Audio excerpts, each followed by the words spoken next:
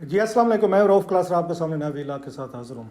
आज बहुत बड़ी डेवलपमेंट हुई है बांग्लादेश में। जो फॉर्मर मशरक़ी पाकिस्तान था वहाँ पे एक दफ़ा फिर उसको मिलिट्री कू कहना चाहिए या एक बगावत कहनी चाहिए, रिवोल्ट कहनी चाहिए, वो फिर हुई है। वहाँ भी हमने देखा बांग्लादेश में पाकिस्तान की तरह मिलिट्री कू जो हैं वो माजी में होती रही हैं। वहाँ पे भी ये फ़ौजी जनरल जो हैं वो मिलिट्री कू करते रहे हैं, 2-3 दफ़ा वहाँ भी हो चुके हैं। पाकिस्तान भी हमने देखा है कि इस तरह की यहाँ पॉलिटिकल लीडरशिप के खिलाफ कू हुई है। लेकिन अब की दफ़ा जो हसीना वाजेद साहिबा हैं, जो प्राइम मिनिस्टर थी वहाँ से 15 साल से, और शी वॉज़ रूलिंग अपने मुल्क को विद कहते हैं टाइट ग्रिप, एक एरन उसके फिस्ट के साथ।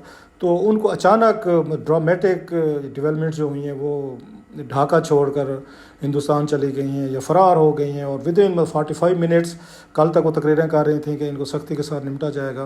लेकिन हमारी आंखों के सामने हमने देखा है कि हज़ारों लाखों लोग वहाँ पे निकले बांग्लादेश में और उन्होंने उनको तख्ता उलट दिया है, और अनबिलीवेबल सी चीज़ लगती है। मैं खुद बड़ी आपको इंटरेस्टिंग चीज़ बताऊँ, जब हसीना वाजेद साहब 2007-8 के वहाँ पे इलेक्शंस हो रहे थे तो मैं न्यूज़ में था उस वक्त। तो मैं बांग्लादेश में उनकी कवरेज के लिए गया हुआ था, वहाँ पर मौजूद था मैं बांग्लादेश में जिस दिन इलेक्शन हुए थे। और हसीना वाजेद साहब जो है इनकी पार्टी जो है वो इलेक्शन वो जीती थी, और वो मैंने जोश जज्बा जो है वहाँ बंगालीज़, वो यूथ थी बंगाल के जो लोग थे, और जितनी उनके अंदर एक पैशन था और जितने नारे लगा रहे थे, और जिस तरह की एक पेट्रियाटिज़म मैंने उनके अंदर देखा, तो मेरे लिए एक बड़े अजीब से ये सीन थे जो आज मैंने देखे 15 साल बाद। कि 15 साल पहले जब हसीना वाजेद साहिबा आ रही थी, उस वक्त लंदन में थी मेरा ख्याल है, बाद में आ गई थी, तो उन्होंने आगे जिस तरह हुकूमत संभाली थी और लोग जितने खुश थे कि हसीना वाजेद साहिबा आ रही हैं। और मेन जो उनका उस वक्त भी जो उनका नारा था वो 1971 के वो जो था उनका ख्याल था कि वो लोग जिन्होंने पाकिस्तानी फ़ौज का साथ दिया था और बंगालियों का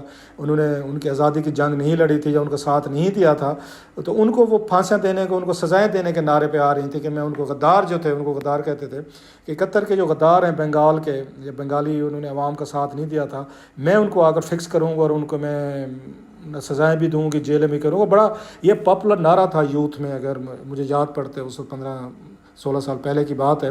तो यूथ बड़ी पैशनेट थी और इनके पीछे खड़ी थी, इनके हसीना वाजेद साहिबा के साथ खड़ी थी। और उसके बाद खालिदा ज़िया और उनकी पार्टी जो है बिल्कुल उन्होंने इलेक्शन में ये उड़ा कर रख दिया था। उनके ना होने के बराबर उनकी सीटें रह गई थी हाउस में। खालिदा ज़िया ख़ुद भी बाद में गिरफ़्तार हो गई थी, उनकी पार्टी के बड़े अहम रहनुमा थे वो गिरफ़्तार हुए, सज़ाएँ हुई, उनके बेटे को सज़ा हुई। और इनकी पार्टी के बड़े प्रोमिनेंट थे, स्पेशल सलाउद्दीन कादिर या सलाउद्दीन चौधरी साहब जो थे, मेरे बड़े अच्छे जानने वाले थे। What a man he was, friend of Pakistan. यहाँ पे आना जाना उनका रहता था। इसाक अकवानी साहब के बड़े दोस्त थे, क्लास फेलो भी थे। तो उनके लिए एक पाकिस्तान जो है ना एक बड़े इसको वो बड़े दिल से रखते थे। उनको भी, और 5 दफ़ा पार्लियामेंट के मेंबर रहे वहाँ पर उसमें ढाका में, तो उनको भी फांसी लगा दी गई थी, जो मेरा ख्याल सबसे बड़ा जुल्म किया गया था। कि आप भी, उनका ये कहना था कि पाकिस्तानी फ़ौज के साथ मिलकर 1971 के जो उस वक्त किलिंग्स हो रही थी, आप भी उसका हिस्सा थे। हालांकि उस वक्त पंजाब यूनिवर्सिटी में पढ़ रहे थे, जिसके बाद में उन्होंने डॉक्यूमेंट्स, हाज़िरी रजिस्टर्ड, सारी चीज़ें, गवाहियाँ, दोस्तों ने एफिडेविट तक भेजे थे जब उनका ट्रायल हो रहा था, उनका सलाउद्दीन चौधरी साहब का, कि जनाब ये तो बेकसूर हैं, ये वहाँ मौजूद ही नहीं थे जब इन पर इल्ज़ाम लग रहे हैं कि 71 की उसमें उस वक्त पाकिस्तानी फ़ौज के साथ मिल के ये शायद लोगों को मार रहे थे। और उस वक्त वो, जैसे मैंने कहा, वो पंजाब यूनिवर्सिटी में पढ़ रहे थे। लेकिन फिर भी, और उनके लिए बड़ी अपीलें की, इमरान खान साहब ने भी अपील की थी सलाउद्दीन चौधरी के लिए, और बड़े बड़े लोग थे उन्होंने की थी। बल्कि ये मोहम्मद मियाँ सोमरा जो हैं, साबिक चेयरमैन सेनेट रहे हैं या साबिक निगरान वज़ीर आज़म, ये भी उनके ये थे, उनका दोस्त कह लें या उनसे एक आध क्लास को सीनियर जूनियर थे, और सादिक पब्लिक स्कूल भावलपुर के पढ़े हुए थे। सो इनको इसाक अकवानी साहब हों, उसको मोहम्मद मियाँ सोमरा हों या सलाउद्दीन चौधरी जो थे, इकट्ठे दोस्त थे जो यहाँ से पढ़े, उनको भी फांसी दी गई थी सलाउद्दीन चौधरी साहब को। मैंने कॉलम भी लिखे थे उस पर। सो इतना बड़ा एक पॉपुलर उन्होंने एक स्टांस एक रखा हुआ था, और रिवेंज के साथ हुई थी। अब उनमें इतनी कैपेसिटी नहीं थी हसीना वाजेद साहिबा में कि वो नेल्सन मंडेला की तरह जेल से निकलने के बाद 27-28 साल के बाद अपनी पर्सनल मिजरी से बाहर निकल सकती, या पर्सनल जो वेंडेटा था, रिवेंज था, उसको पीछे रखती हैं और अपने मुल्क को आगे लेकर जाने की बात करती कि जो होना था हो गया, मज़ीद हम ब्लड शेड जो है ना वो अफोर्ड नहीं करेंगे। 71 वाला जो ब्लड शेड हुआ था अब मज़ीद हम नहीं होने देंगे। लेकिन उन्होंने आते ही पहले दिन से जो ट्रायल जो हैं उन्होंने शुरू किए थे, 71 वाले ट्रायल थे, और जिसमें बहुत सारे लोगों को उस पर क्वेश्चन भी थे, यूएनए को क्वेश्चन भी थे, दुनिया भर में भी उठाए गए थे कि अपने मुखालफिन को आप फांसियाँ दे रही हैं, जो आपके क्रिटिक्स है, पॉलिटिशियंस है। तो उन्होंने किसी को छोड़ा नहीं है, कोई, और अच्छी खासी बड़ी तादाद में, मोर देन डजन्स ऑफ یہ جو لیڈر تھے جماعت اسلامی کے بڑے پرومیننٹ لیڈرس ہیں ان کو پھانسیاں دی گئیں. تو اس وقت بھی ایک بنگلہ دیش میں انریسٹ کی سچویشن بن رہی تھی, لیکن ابھی بھی ایک پاپولر ویو جو ہے وہ حسینہ واجد کے ساتھ کھڑی ہوئی تھی ان دا نیم آف, جیسے میں نے کہا, حب الوطنی کے نام پہ, ایک سپر نیشنلزم کے نام پہ ان کو سپورٹ ملتی ہے, اور 3 الیکشن جو ہیں وہ جیتی ہیں. اب سوال یہ کہ اب کیا ہوا ہے, مطلب اتنی پاپولر لیڈر تھیں وہ, ان کا جیسے میں نے کہا, میں نے خود ان کو آنکھوں سے دیکھا ہوا ہے رائز اینڈ فال آف حسینہ واجد, میں اس کا وٹنس ہوں کہ ان کا رائز بھی میں نے دیکھا وہیں پہ تھا, ڈھاکہ میں تھا اس دن جس دن الیکشن جیتی تھی, اور بعد میں لوگ جن کو خوش تھے. اب یہ ٹی وی چینل کے ذریعے ان کا فال بھی دیکھ رہے ہیں, ان کو یہ فرار ہوتے ہوئے ہیلی کاپٹر پہ جاتے ہوئے, اور انڈیا کے ایک نواحی قصبے یا نواحی علاقے میں اگرتلہ جو ہے, جہاں پہ جس کا بڑا ایک مشہور زمانہ کیس بھی چلا تھا شیخ مجیب الرحمان صاحب پہ, ایک باقاعدہ بغاوت کا پرچہ مقدمہ ہوا تھا جس پر ان کو پاکستان لا کے ان پر ان کے ٹرائل بھی ہوئے تھے جناب, کہ وہ اس کا صدر ایوب خان جو ہیں ان کا وہ کر رہے تھے, ان کے اسیسینیشن کی کوشش کر رہے تھے یا اس کی سازش کر رہے with the help of the Indians. تو اس کا بڑا ایک مشہور زمانہ کیس ہے جو ان پہ ہوا تھا. ابھی وہ وہیں پہ جا کر اتری ہیں, جو انڈیا کے لیے بھی ڈیفینیٹلی ایک بہت بڑا ایک وہ ہے کہ وہ ان کو اگر اپنے ہاں پناہ دیتے ہیں, تو میرا خیال اس میں جتنے اس وقت وہاں پہ سینٹیمنٹس ہیں بنگالیز کے اگینسٹ یہ حسینہ واجد صاحبہ کے, تو ان کو اگر وہ پناہ دیتے ہیں تو میرا خیال انڈیا کے لیے بھی پولیٹیکلی یا ان کے انٹرسٹ کے لیے سوٹیبل نہیں ہوگا کہ اس بنگلہ دیش کے اندر یہ انڈیا خلاف یہ جذبات مزید بڑھک سکتے ہیں. لہٰذا وہ کوشش کریں گے کہ یہ جو ہے یہاں سے چلی جائیں. موسٹلی کہا جا رہا ہے کہ شاید وہ اس وقت اس میں یو کے میں جائیں اور وہاں برطانیہ یا لندن میں جا کر وہاں پہ پناہ لیں, اور وہیں پر پہلے بھی وہیں تھیں جب یہ حکومت ہو رہی تھی. جو اس وقت فوجیوں نے 2 سال کے انٹرم میں انہوں نے حکومت بنائی تھی, تو اس وقت بھی حسینہ واجد جو ہیں 2007 سے پہلے وہ لندن میں ہی رہ رہی تھی. خیر, اب سوال یہ ہے کہ یہ سارا کچھ ہوا, most of you know that, کہ کتنی ایک فرسٹریشن اینگر یوتھ میں آئی ہے کہ آپ کی گورننس, آپ کی لوگوں کو مطمئن نہیں کر پاتے, ان کی اگر آپ وہی لوگ جو آپ کو ووٹ ڈالتے ہیں, جو سر پہ بٹھاتے ہیں, ان کو اگر آپ گولیاں ماریں گے, ان پہ آپ ٹیئر گیس ان پہ یوز کریں گے. 300 یوتھ, موسٹلی یوتھ جو ہے ان کی وہاں کلنگز ہوئی ہیں. اور جو سب سے بڑا میرا خیال ہے حسینہ واجد صاحبہ نے وہ کیا, اس میں نقصان ہوا بنگلہ دیش کا, کہ سول وار کی ایک مطلب شکل بنی ہے کہ اس میں 2 قسم کے گروپس تھے. ایک تو وہ تھے جیسے کہا کہ اسی سے شروع ہوا, کوٹے سے شروع ہوا, کہ جو 1971 کے وہ کہتے ہیں فریڈم فائٹرز تھے, جو بنگالی جو لڑے تھے پاکستان آرمی سے, ان کے بچوں کے لیے 30% کوٹا رکھا گیا. تو اس کے اگینسٹ ساری ریوولٹ. باقی نے کہا جی ہمارا کیا قصور ہے, اگر ہمارے اس وقت آج سے مطلب 50-54 سال پہلے ہمارے ابا اجداد یا ہمارے پیرنٹس اگر بعض کے زندہ نہیں, اسے پیدا بھی نہیں ہوں گے, یہ اسٹوڈنٹس جو ہیں, اگر ہم اس وقت نہیں تھے یا ہمارے پیرنٹس ابھی نہیں تھے, تو ان کو یہ سیٹس کیوں نہیں ملیں گی. مطلب یہ بیٹھے 30% تو ان کو مل جائے گی.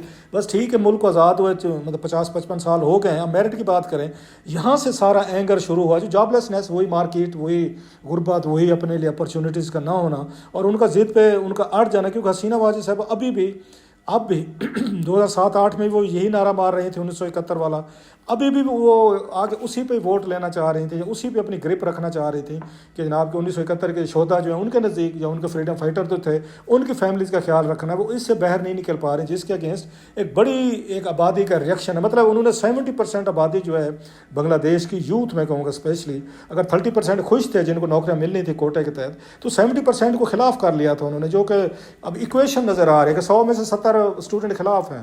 تو وہ پھر تو یہ رزلٹ نکالنا تھا جو نکلا ہے. اور جو سب سے ڈینجرس چیز کی یا ہوئی وہاں پہ, کہ جب اسٹوڈنٹ باہر نکلے ہیں, تو حسینہ واجد صاحبہ نے وہ کیا ہے, ان کی اپنی عوامی لیگ کے جو لوگ تھے, ورکر تھے, ان کے عہدے دار تھے, وہ آئے اور وہ لڑنا شروع ہوئے, انہوں نے مارنا شروع کیا اسٹوڈنٹس کو. یہ آپس میں بہت سارے یہ عوامی لیگ کے لیڈرز اور ان کے جو تھے ورکرز تھے یا ان کی پارٹی کے عہدے دار, وہ بھی مارے گئے ہیں اس ویلنس میں. ایک دن میں, کل کے دن میں اگر آپ دیکھیں, کوئی 100 قریب جو ہیں 100 کے قریب لوگ جو ہیں وہاں پر وہ مارے گئے ہیں, وچ واز ویری, یہ تھا انفارچونیٹ کہ ٹوٹل 300 مارے گئے ایک دن میں.